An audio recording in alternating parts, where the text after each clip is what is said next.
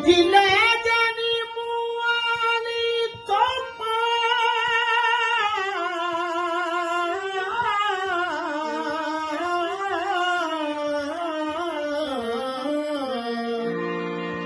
ਲੋਕੀ ਲੈ ਜਾਣੀ ਮੂਆਲੀ ਤੋਪਾ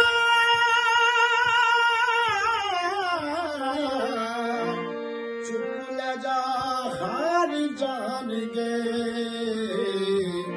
ਬਾਬਾ ਸੁਤਾ ਹਾਰ ਜਾਣਗੇ ਜੀ ਬਾਬਾ ਹਜ਼ੂਰ। अस्सलाम वालेकुम। ਇਹ ਸਾਡੇ ਜਿਹੜੇ ਰਹਿਤਲ ਦੇ ਉੱਚਾ ਨੀਚਾ ਨਾ ਉਹਨਾਂ ਨੂੰ ਵੇਖ ਕੇ ਮੈਂ ਉਸ ਮਾਹੌਲ 'ਚ ਪੈਦਾ ਹੋਇਆ ਤੇ ਜਵਾਨ ਹੋਇਆ ਜਿੱਥੇ ਲੜਾਈਆਂ ਚੱਲ ਰਹੀ ਸੀ, ਪਿੰਡਾਂ 'ਚ ਵੀ ਸੀ, ਪਾਰਟੀ ਬਾਜੀ ਸੀ, ਹਰ ਕੰਮ ਹੁੰਦਾ ਸੀ। ਨਿੱਕੇ ਨਿੱਕੇ ਗੱਲ ਤੋਂ ਵੀ ਲੜ ਪੈਣਾ ਤੇ ਵੱਡੇ ਵੱਡੇ ਗੱਡੇ ਵੀ ਲੰਘ ਜਾਣੇ ਤੇ ਨਾ ਲੜਨਾ।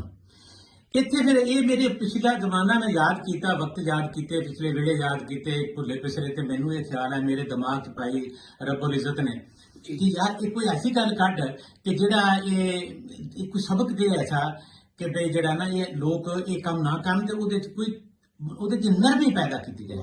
ਫਿਰ ਅੱਲਾ ਦੀ ਜ਼ਾਤ ਨੇ ਮੇਰੇ ਦਿਮਾਗ 'ਚ ਗੱਲ ਪਾਈ ਕਿ ਇਹਨਾਂ ਨੂੰ ਇਹ ਸਮਝਾ ਭਈ ਇੱਕ ਆਇਆ ਬੰਦਾ ਤੇ ਉੱਥੇ ਅਸਲਾ ਲੈਣ ਆਉਂਦੇ ਨੇ ਸਾਡੇ ਲੜਨ ਵਾਸਤੇ।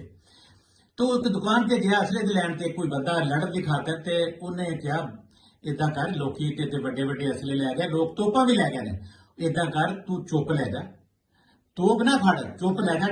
चुप लै जा का मतलब भी जाके चुप बह जा। जे कोई बोले तू नहीं बोलना, जे कोई गाल कटे तू नहीं बोलना, तू जवाब नहीं देना, तू औखा होवे तू नहीं होना, तू सबर करना। वेख फिर वो हारनगे, तू जितेगा, तेरा रब तेरे नाल होएगा। शुक्रिया।